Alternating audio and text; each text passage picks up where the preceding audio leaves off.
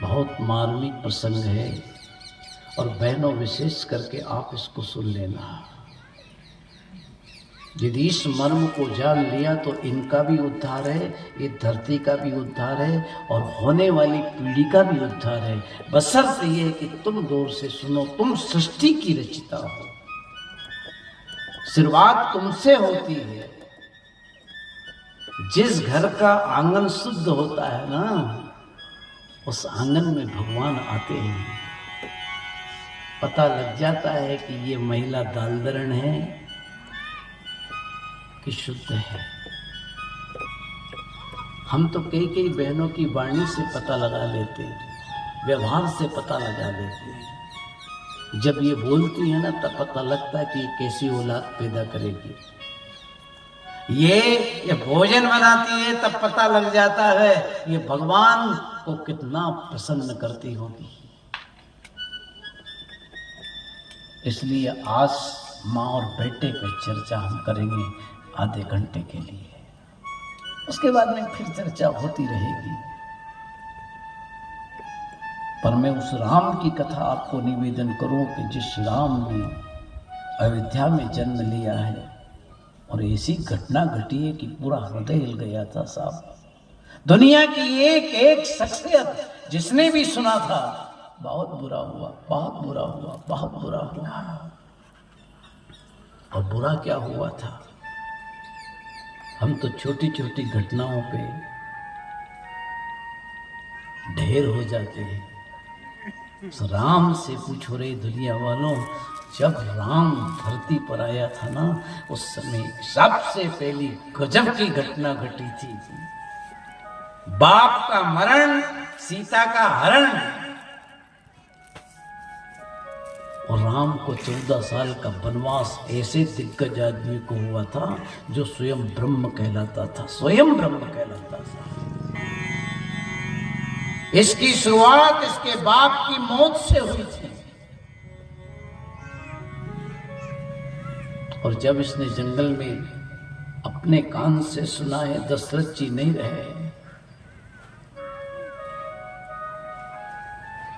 तब राम रो पड़े थे। पर सबसे ज्यादा दुख तो उस समय हुआ था जब ये तीनों माताएं सफेद साड़ी पहन करके विधवा का रूप लेकर राम के सामने पहुंची थी।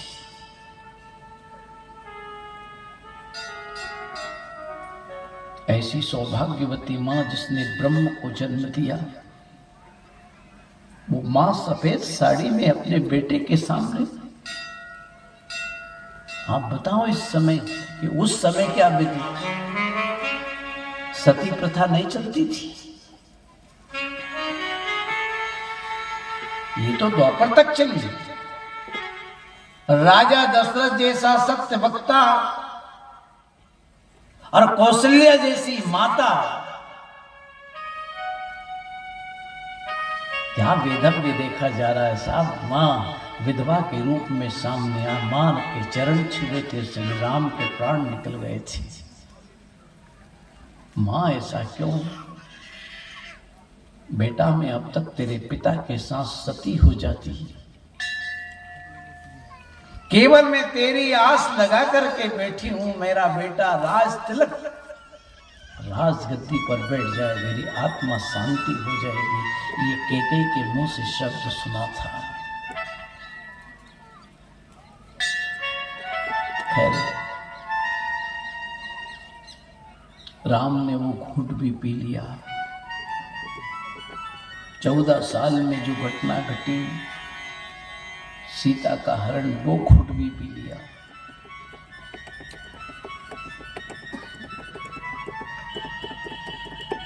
और 14 साल में रावण को मार करके जब घर आए, बड़ा उत्साह था साहब। राम जी का राज तिलक होने वाला था, आसपास का क्षेत्र जमा हुआ था, बड़े बड़े योगी महात्मा सती संत पधारे हुए थे दर्शन करने के लिए। राम ने जैसे अपने विमान पे से उतर करके दृष्टि डाली, पूरी पृथ्वी राममय हो रही है। पर जिस राम के नाम पर राममय हो रही थी, उस राम के आंख में आंसू थे। और किस समय थे? जिस समय वशिष्ठ जी सामने खड़े थे। राम तुम्हारे आंख में आंसू? बाबा मैं सब कुछ देख रहा हूं, मगर मेरी केकई मां दिखाई नहीं दे रही। वशिष्ठ जी ने कहा, राम जब से तुझे जंगल में से मिलकर आई है, केकई फिर कौम भवन के अलावा राजभवन में नहीं गई। क्या मेरी मां केकई कौम भवन में? हाँ। राम रो पड़े और कहने लगे वशिष्ठ जी से, गुरुदेव मैं जब यहां से गया था, मैं पूरी अयोध्या आपके सुपुर्द करके गया था।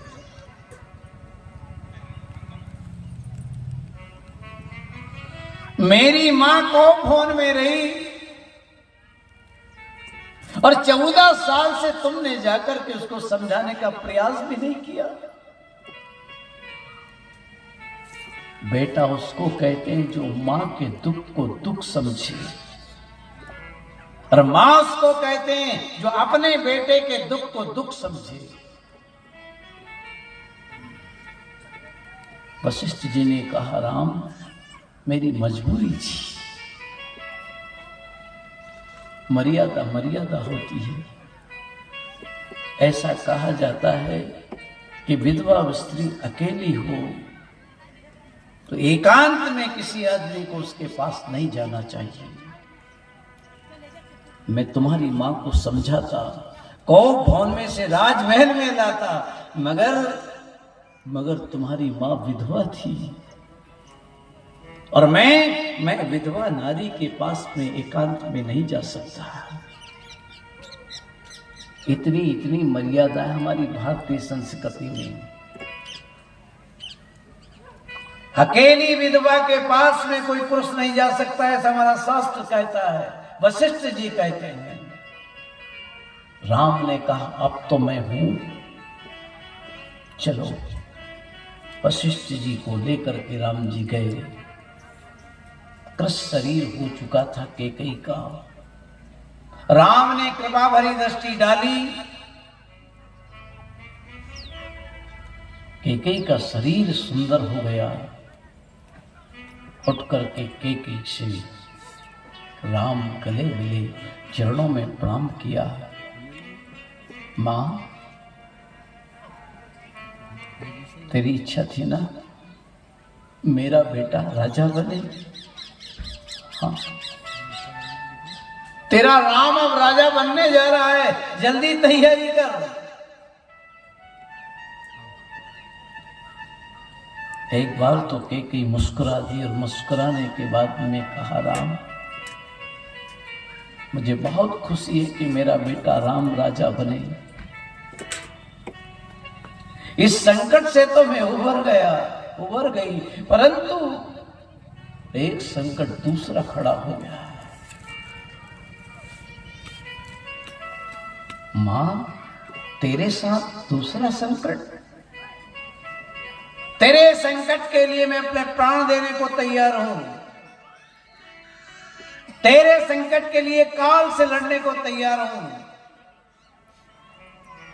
तेरे संकट के लिए संसार का सुख त्याग करने को तैयार हूं।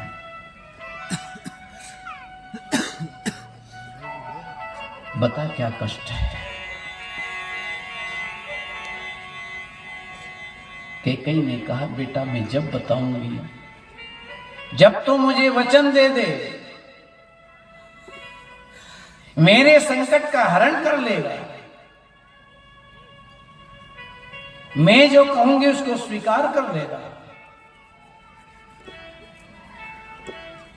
मां तैयार हूं मैं, वचन दे।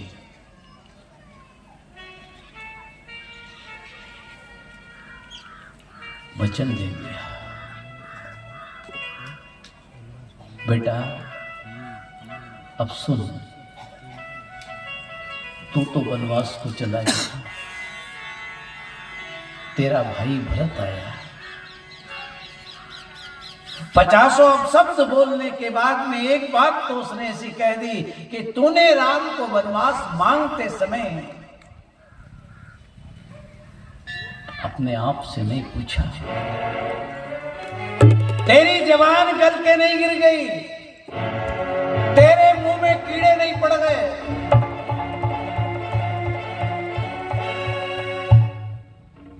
बेटा मैंने सब कुछ सहन कर लिया, जवान की बात कही वो भी सहन कर ली, कीड़े पड़ने की बात कही वो भी सहन कर ली, पर एक बात बेटा उसने ऐसी कह दी जो मेरे कुल को कलंक लगाने वाली है, मेरे नाम को कलंक लगाने वाली है, पूरी अयोध्या को कलंक लगाने वाली है। राम ने पूछा, मां मेरा भरत कभी अब शब्द नहीं बोल सकता है, आखिर बता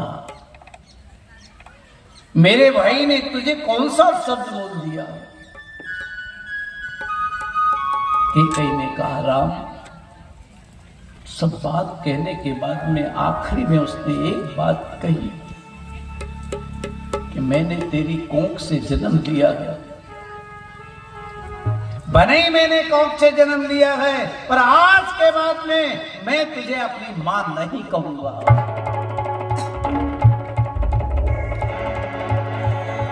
और कैकेयी का कहना है कि ये राम अगर तू मेरा सच्चा बेटा है, एक बार भरत से मां कहला दे। ध्यान रखना साहब, भरत भरत नहीं है, भरत संत है, शब्द ही ब्रह्मांड है, शब्द ही रहा अखंड, संत वचन पलटे नहीं, चाहे पलट जाए भरत संत है, इसके मुंह से निकल गया, मैं कैकेयी को कभी मां नहीं कहूंगा।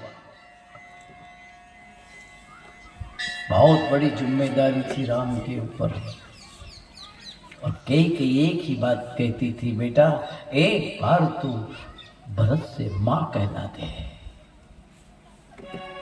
तो राम जी ने हाथ टेक दिए और मां के चरण पकड़ के कहा, मां यह असंभव है, भरत संत है, और एक बार उसने कह दिया कि मैं नहीं कहूंगा तो वो नहीं कहेगा, पर फिर भी तूने मांगा है तो मैं प्रयास करूंगा, दावे से नहीं कह सकता। वशिष्ठ जी के साथ राम जी आ गए, पूरी सभा भरी हुई है, सब आसपास क्षेत्र तो क्या विश्व के बड़े बड़े दिग्गज राम के राज तिलक की तैयारी के लिए आए हैं। लक्ष्मण, भरत और शत्रुघ्न तीनों राम को ढूंढते फिर रहे, दादा गए कहाँ, दादा गए कहाँ? देखा तो दूर से वशिष्ठ जी के साथ आ रहे हैं। लक्ष्मण दौड़ के गए, दादा हम कब से ढूंढ रहे आपसे, कहाँ गए थे?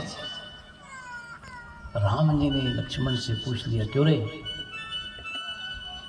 तुम मां से मिल के आए कि नहीं?